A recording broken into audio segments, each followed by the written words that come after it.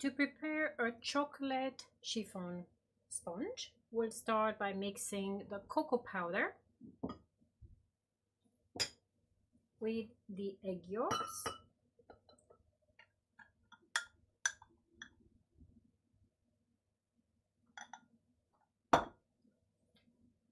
salt,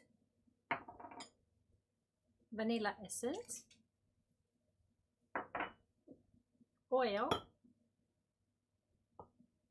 and one of the sugars, plus some water to dilute the cocoa powder.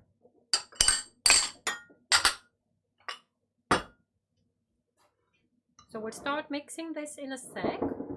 We've got the baking powder, which we'll sprinkle over the flour, and we'll do a quick mix to make sure it's spreaded evenly. We'll leave this on the side as well.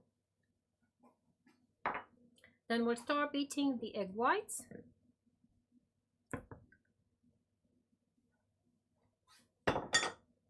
Start with slow speed to create a nice foamy texture with all the air pockets a nice small size, and then we'll increase to a higher speed to get more volume and create a nice fluffy meringue. So we'll start adding the sugar. When the sugar disappears, it's perfectly incorporated, we'll add the mayonnaise mixture of egg yolks and then the flour. So let's start by aerating the egg whites.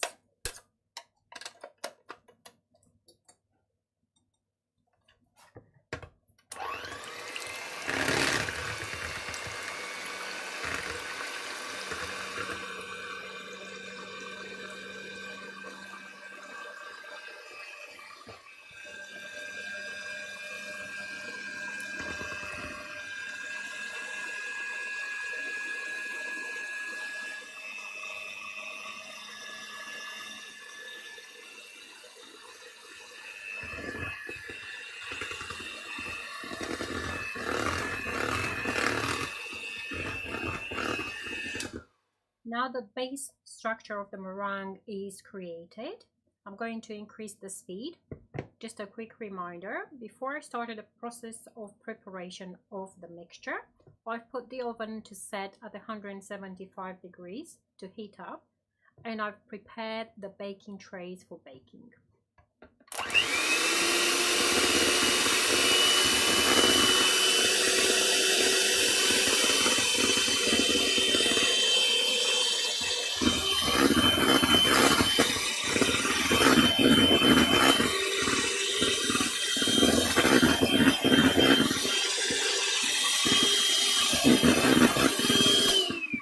Now I'm going to start adding the sugar. It can be in one go or in 2 stages.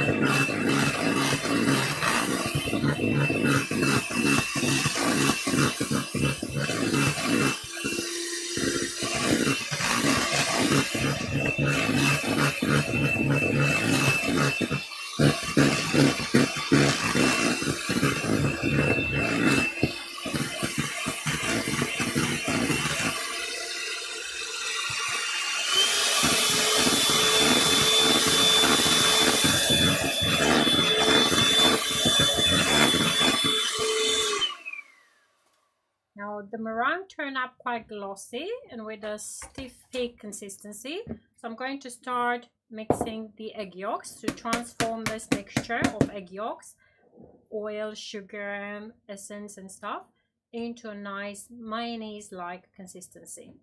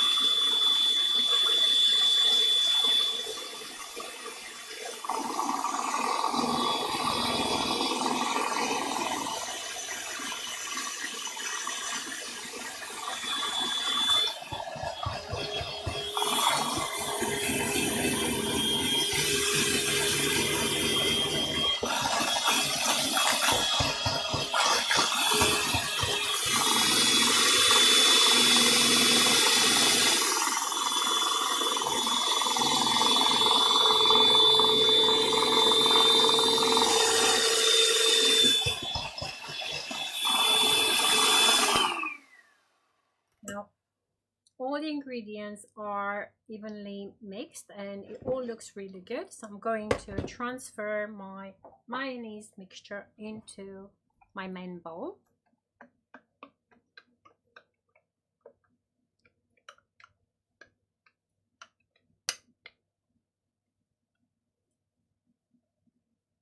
Scraping everything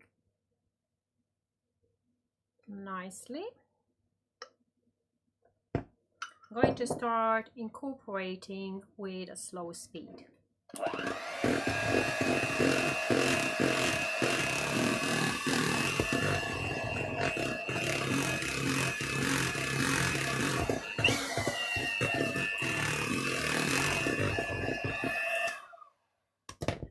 All I want is just to get an even consistency throughout, and that's going to be reflected by the even color.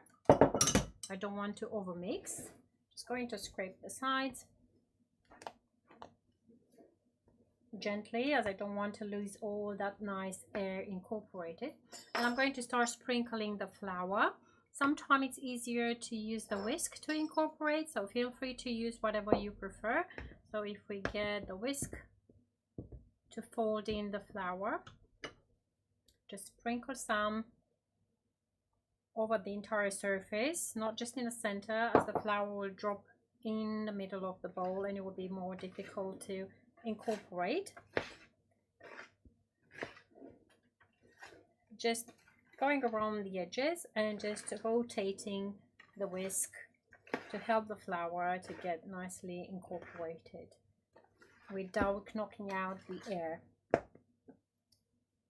Second part.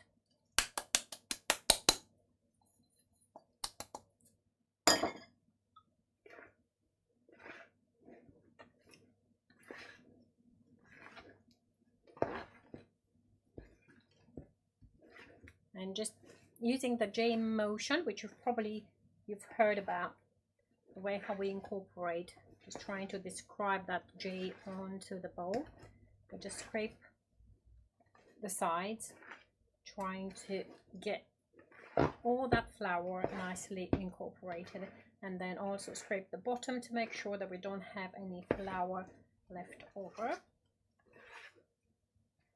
And at this point, we'll be fine to transfer the mix into our baking tray, trying to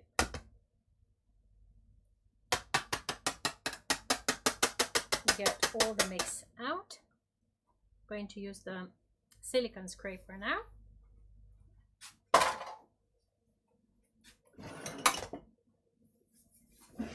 Just wiping the surface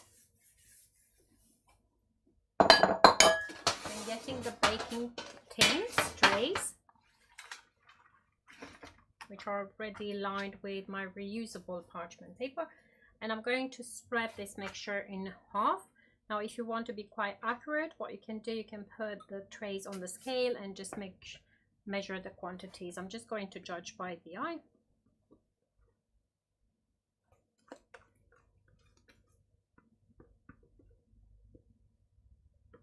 Okay. Using a plastic bowl, especially one which has kind of a handle like mine, it's very easy. It makes your job very easy, as if the bowl is heavy, then you might find a bit struggling to keep it in your hand while spreading your mixture. So a light bowl with a handle would be perfect.